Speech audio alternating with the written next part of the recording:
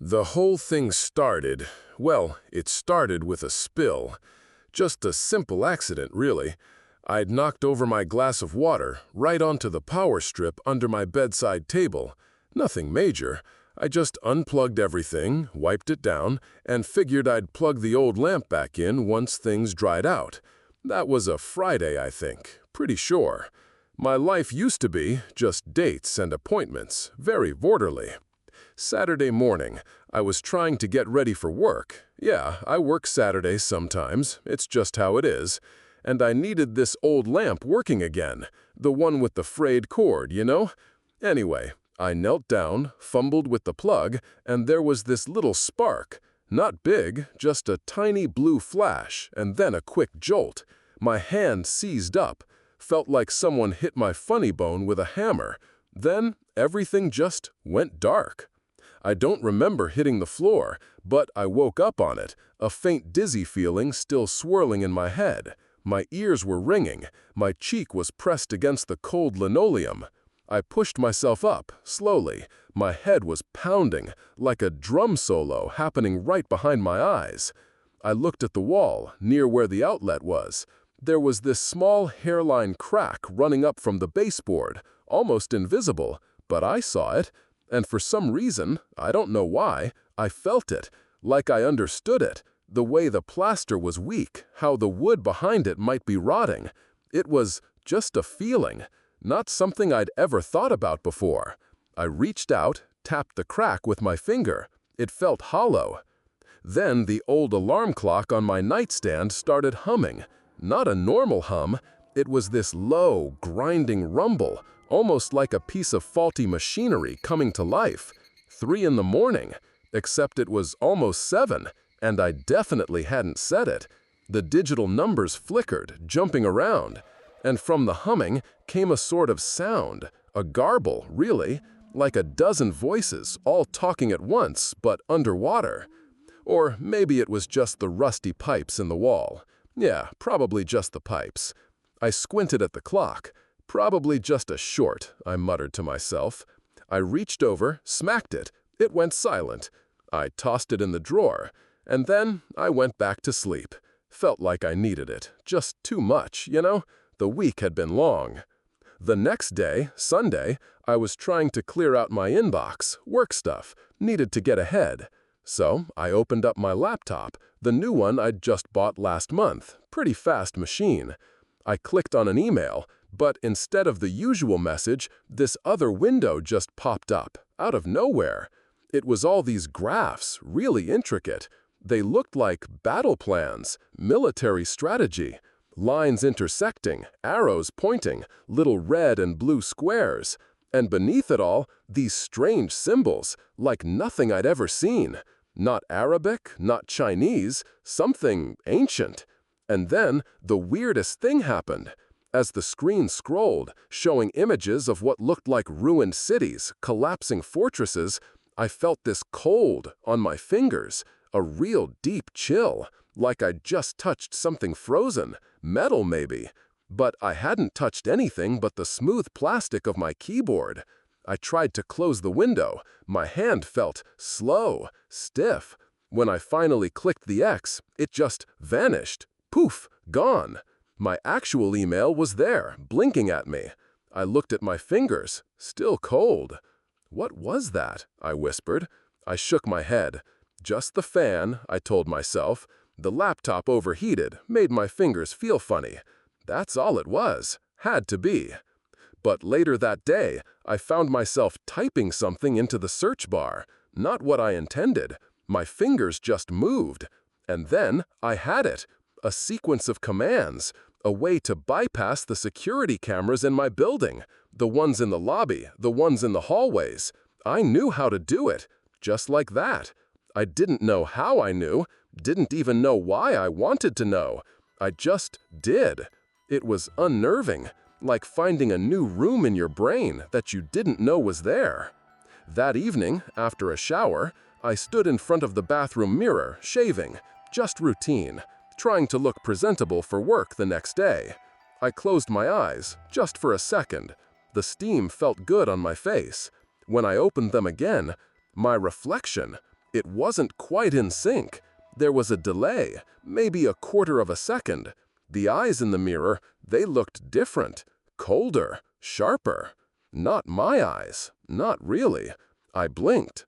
It snapped back. But for a moment, "You are the vessel," a voice whispered in my head. It wasn't my voice. It wasn't English.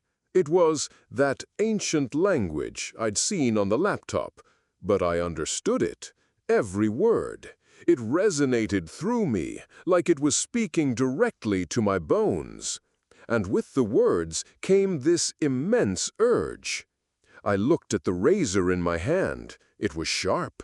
I could just break this mirror, smash it, or I could just cut, slit, something, someone. The thought chilled me. I dropped the razor into the sink with a clatter. It rattled. I backed away, staring at the reflection. My reflection? Was it? The stone statue in my living room, the one I picked up from a flea market years ago, a nameless man draped in robes. It seemed to tilt its head, just slightly, like it was listening. I spun around. Nothing, just a statue, probably. God, I was starting to lose it. "No!" I yelled at the mirror. My voice sounded thin, reedy. "That's not me. I'm not that thing." I ran my hands through my wet hair. Just tired. Definitely just tired. And the shock from the morning, that was it. Monday morning, I made an appointment with my family doctor, Dr. Miller. He's a good guy, kind, always has a gentle smile. I sat there, fidgeting, trying to make sense of what I was saying. The headaches, the flashes of images, the things on my laptop, the mirror, the urges. He listened patiently, nodding. "Ethan, your mind is probably just under a lot of stress. We need to get to the root of this. I'll write you something for the anxiety." He wrote out a prescription, his hand moving smoothly. And then I saw it. Just below his thumb, a small scar, shaped like a Y. And in that instant, a memory flashed into my head. Not mine, his. That thing's. The wound from a sword, left on a loyal subordinate. A tiny detail from a vision of a desolate future. The scar was there, on Dr. Miller's hand. My blood ran cold, a genuine shiver. I closed my eyes. Breathing felt hard. When I opened them again, I looked at Dr. Miller, and suddenly I just knew things about him. His quiet desperation, the silent arguments with his wife, the hollow feeling he carried around just below the surface of that kind smile. A sudden, cold voice, not mine, whispered in my head about these things, about how easy it would be to exploit them, turn them to my advantage, to make him do whatever I wanted. I didn't want to think these things. I really didn't. But they were there, just there, crawling around. Dr. Miller was smiling, handing me the prescription. "Everything's going to be all right, Ethan. Just focus on resting." Everything was not going to be all right. I knew it. A deep, pervasive cold filled the room. No window was open. I felt it, like a physical presence. It was watching. Or maybe it was just inside me now. I practically ran home. My own apartment felt different, unsafe, like it wasn't mine anymore. I grabbed an old journal, the one I used to use for silly poetry back in college. I needed to write. I needed to document everything. Every strange symptom, every twisted image, every goddamn cold touch. I started with the electrocution incident. Wrote it all down. I received a minor electrical shock when plugging in a lamp. Clear, concise. This was real. I wrote for hours, filling page after page. When I finished, I felt a strange sort of calm, like I'd wrestled some of it out of my head, just enough to breathe. Maybe I was just stressed. Maybe this could be fixed. I left the journal on my coffee table, went to the kitchen for a glass of water, just stepped away for a minute. When I came back, I picked up the journal again, just to read over what I'd written, make sure it all made sense. I flipped to the first page, the one where I'd started, the one that said, "I received a minor electrical shock." But that wasn't there anymore. The handwriting was different, sharper, neater, but not mine, not at all. It said, "Process initiated, vessel ready." My heart hammered against my ribs. I blinked, rubbed my eyes, read it again. Same words, the same chilling, confident script. I flipped through the other pages I'd just filled. They were covered in intricate, horrifying diagrams, flowcharts for manipulating corporations, blueprints for surveillance systems, complete with detailed schematics for bizarre, torture-like devices I'd never seen before in my life. The things I'd written, my attempts to rationalize, to understand, they were gone, replaced. I found one page, the one describing the doctor's visit. I'd carefully detailed the Y scar, but now it was a list of Dr. Miller's weaknesses, his financial debts, his wife's affair, the name of the man, the date, everything. It was like someone had taken my memory and layered something else on top of it, replaced it. I ripped a page out, hard, just tore it right down the middle, a ragged tear, then crumpled it into a ball. "No," I whispered, "you don't get to do this." I stared at the missing section, but as I watched, as I stood there, trembling, the paper healed itself, like it was liquid, folding back together. And on that now perfect, unblemished page was a drawing, a detailed, technical illustration of a machine. It looked like some grotesque medical device, or something worse. It had spikes and wires, and no, this wasn't right.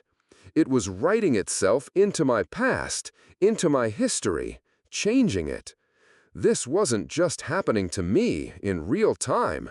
It was retroactively making itself true. How much of my past was even mine? I pushed all thought out of my head. Susie. I needed to see Susie, my girlfriend. She was normal. She was real. She would help me. Her house. It was safe. It had to be. I walked the 10 blocks to her place, my breath coming in short, ragged bursts. The streetlights seemed to hum louder than usual. Every shadow seemed to stretch, reaching for me. Just my nerves, I told myself. Just my nerves. I knocked frantically on her door. She opened it, surprised. "Ethan, what are you doing here? You look terrible." I just needed to see you," I mumbled, pushing past her into the familiar warmth of her living room. It was comforting. The smell of her perfume, the books on the shelf, the slightly crooked painting over the fireplace. Normal, all of it. But then, the voice. It wasn't a whisper now. It was a command, loud, clear, right inside my head. Eliminate the obstacle. Susie was in the kitchen, her back to me, humming some tune. She was chopping vegetables for dinner. The knife glinted under the warm light, so bright, so sharp. She turned to the sink for a moment, and I stared at the knife. The urge was so powerful. My legs moved. I didn't mean for them to, but they did. One step, another, then another, towards the counter, towards the knife. "Don't do this," I pleaded with myself. My internal voice was a tiny, panicked squeak against the deep, resonant command. My hand reached out. My fingers wrapped around the handle. It felt heavy, balanced, perfect, in my hand. "Want some more seasoning, honey?" Susie asked, a soft smile on her face as she turned back to me. She was still humming, totally oblivious. And in her eyes, just for a second, I saw my reflection, my own face. But those eyes, they weren't mine. They were cold, calculating. The same eyes I'd seen in the mirror, planning. My hand, the one holding the knife, trembled. It wanted to move. It wanted to act. I fought it. God, I was fighting it, trying to keep it still. My arm was shaking. Her smile was still there, so innocent. What was happening to me? I bolted, dropped the knife with a clatter that made Susie gasp. I just ran, out her door, down the street, blindly, back to my apartment. I slammed the door shut, locking it, then locking it again and again, even the chain. I needed something real, something mine. I stumbled through the darkened rooms, desperate. My hands brushed against things, knocking them over. My old photo album. I needed it. Found it buried under a pile of magazines. Flipped through the pages, sweat beading on my forehead. Weddings, vacations, childhood pictures. Normalcy. Pure, unadulterated normalcy. And then I found it. My 8th birthday. A big, goofy smile on my face, covered in cake frosting. My parents were there, beaming. The old apartment, the one we lived in before we moved. Everything felt warm, familiar, a lifetime ago. I remembered that day, all of it. All the balloons, the presents. I squeezed the photo in my hand. This is real. This is me. But then I saw it. In the corner of the room, in the photo, standing in the shadows. Just a tall, gaunt figure, barely visible. But I saw the eyes, glowing, red. And I saw the scar, that distinct Y shape, on his hand. The same scar I'd seen on Dr. Miller. My breath hitched. He wasn't there before. I knew he wasn't. I'd looked at this photo 1,000 times. He was in my past. He was in my memories. He had always been there. Or he had inserted himself.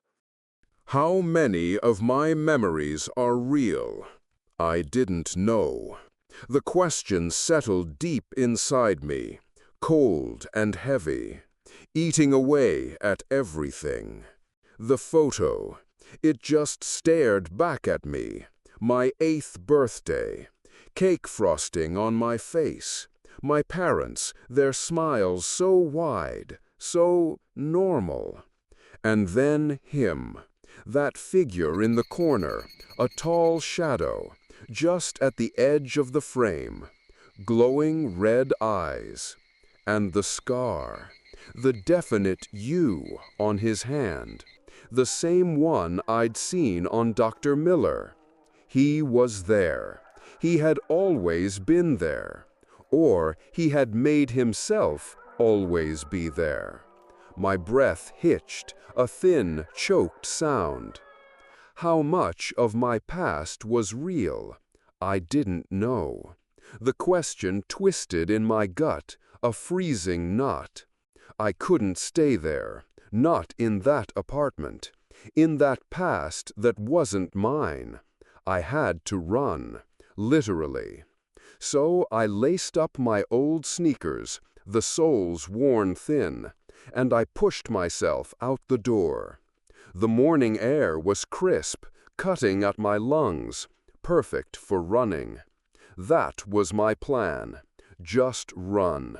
Run the loop around the park 12 times. Sweat it out. Sweat him out.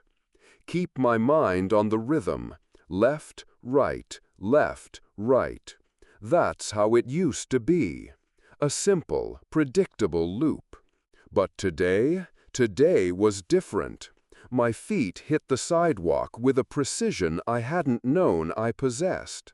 My breathing settled into a perfect, deep cadence, not forced, just happening.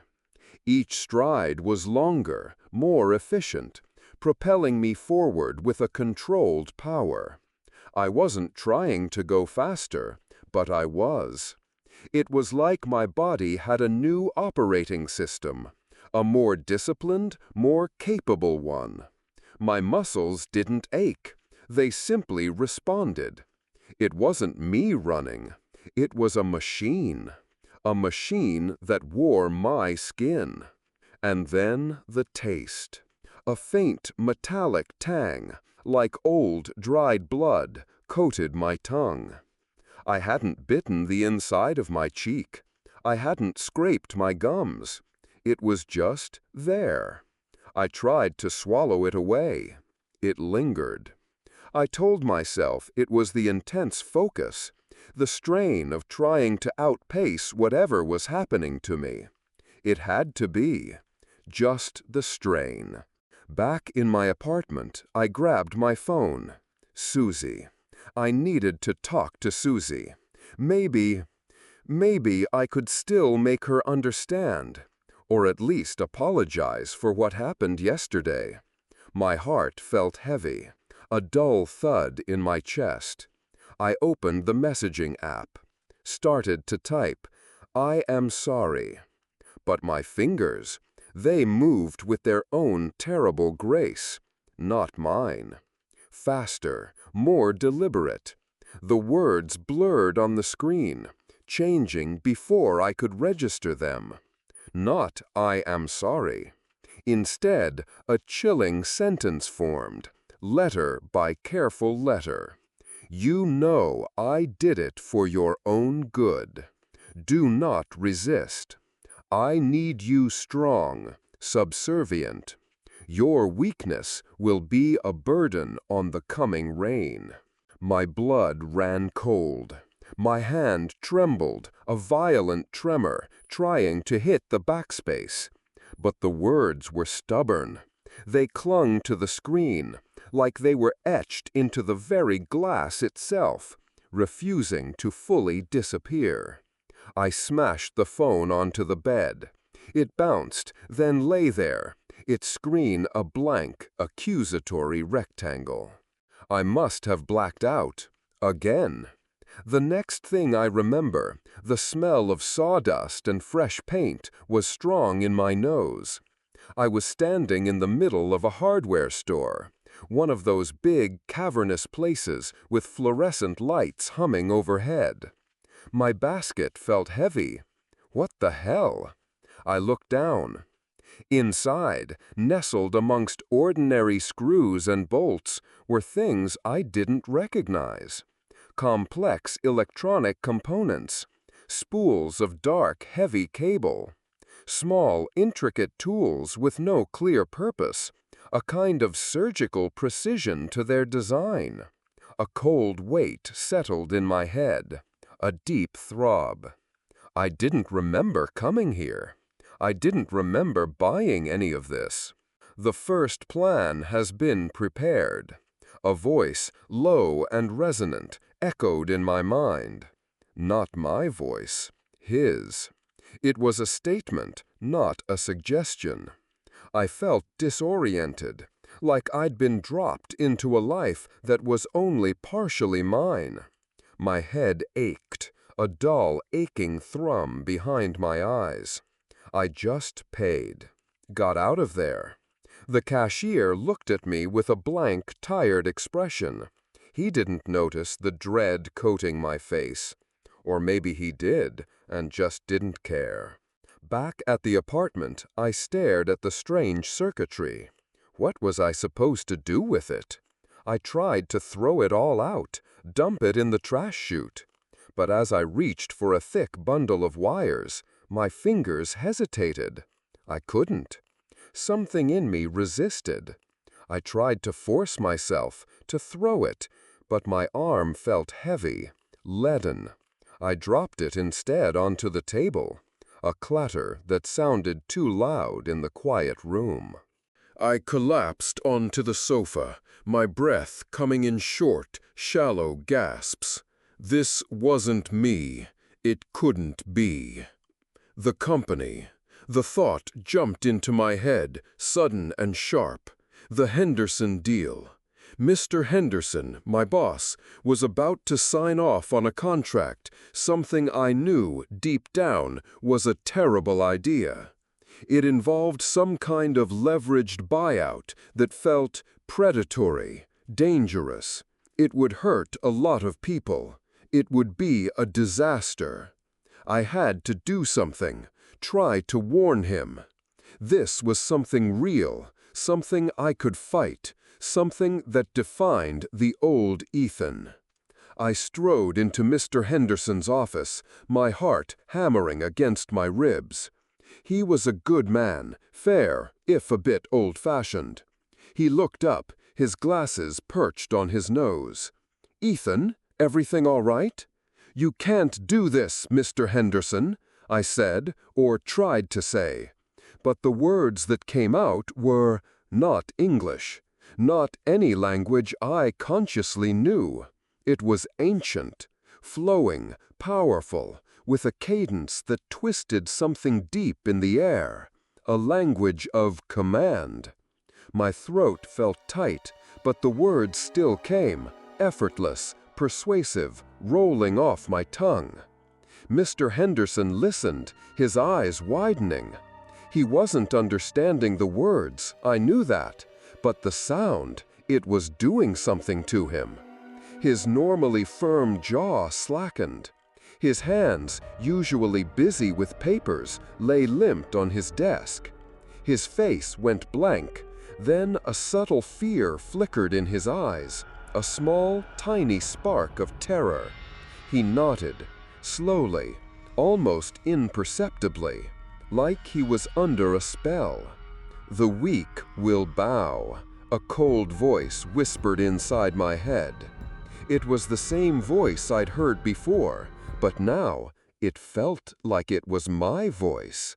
A thought, fully formed and chillingly logical. I watched Mr. Henderson, this man I'd admired, crumble before me. And instead of revulsion, there was an unnerving certainty, a profound sense of inherent correctness. This was how things were meant to be. This was the only possible outcome. What I had done, which the old me would have called unethical, was now just efficient. I knew it. A deep, pervasive cold spread inside my chest. Later that afternoon, Susan came to my desk. Susan, my friend, my colleague, the one who always had a smile and a practical joke ready. Her brow was furrowed with worry. "Ethan, that Henderson deal, he just signed it.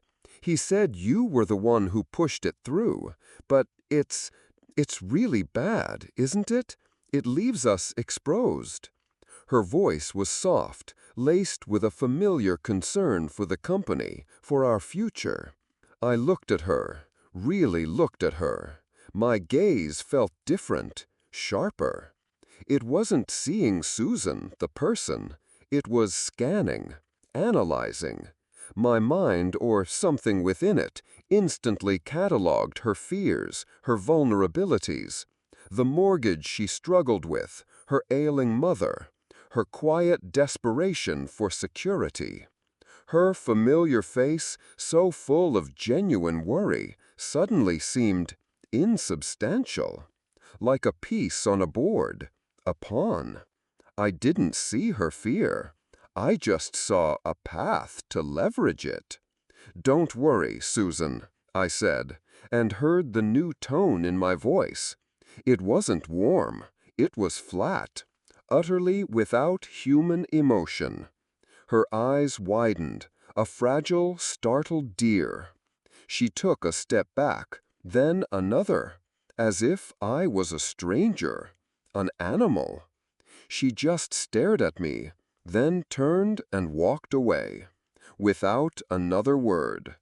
I knew then she was no longer a friend, just someone who could be replaced, easily. That night, lying in bed, the darkness pressed in close. I tried to think of Susie, of a way to apologize, to mend things, to salvage something of the old us. I closed my eyes, trying to conjure her face, her laugh, any of the warm memories. But they wouldn't come. Instead, a meticulous plan unfolded in my mind. Not a plan for apology, but a blueprint for ruin. Every single step was there, precise, brutal. How to undermine her reputation at work. How to manipulate her finances until she lost everything. How to isolate her, tear her emotional bonds apart, leave her utterly alone. It was sickening. A web of calculated cruelty. "The plan is perfect," the inner voice whispered. But this time, it wasn't a whisper. It was a thought. My thought, vivid and complete. I opened my eyes. The details were all there in my head, as clear as if they were written on the ceiling. And the true horror hit me then. I didn't feel disgusted, not anymore. I felt a deep, profound sense of cold purpose, a strange metallic current of excitement. I had been a victim, always. But now I wasn't. I was a creator, a builder of something terrible. I walked to the bathroom, stood before the mirror. The face staring back at me wasn't the scared, bewildered face of Ethan anymore. It was precise. The eyes, once wide with a frantic anxiety, had narrowed. They were deeper somehow, colder, calculated. They didn't blink often. I picked up my phone, dialed Susie's number. My fingers tapped out the digits with a new, unflinching confidence. No hesitation. She answered on the second ring, her voice tentative. "Ethan, is everything okay?" "I just wanted to say," I began, my voice smooth, controlled, a perfect calm I'd never possessed before, "that we need to talk about your future at the company. There's a new position opening up for you, one you won't be able to refuse." I smiled. The reflection in the mirror smiled back. It was a perfect smile. No warmth in it. Only the quiet, efficient certainty of a plan, of absolute control. I wish the one who opposed us in the past was here with us now in this glorious moment. A thought drifted through my mind. Not a voice anymore, a thought. Utterly, completely mine. I was no longer the victim. I was the one who had taken control. I had won. I walked out of the office building, the cool evening air of New York brushing past my face. The city hummed around me, alive with millions of lives rushing past. The old Ethan would have felt overwhelmed, crushed by the sheer scale of it. Now, I saw it differently. I saw a canvas, a vast, sprawling landscape of opportunity. No fear, only sharp, precise thoughts. How to leverage the property prices, how to manipulate the stock market, how to influence the media, to build an empire, brick by careful brick, each person a component, each building a structure, all within my grasp, all part of the coming design. A child ran past in the park, brightly colored balloons clutched in a small fist. I smiled. A perfect, unblemished smile. No warmth, no emotion. Only the quiet recognition of potential. They are weak. A thought drifted through my mind, soft and cold. But they will be sturdy bricks for the new empire. I lifted my phone, not to call a friend. I dialed a number I'd only known for a few hours, a number I'd imprinted in my mind in that hardware store, along with the precise schematics of the devices. "The plan begins," I said into the receiver. My voice was calm, clear. All secure channels activated. Prepare an urgent meeting. Today will be very different for us. And this is only the beginning.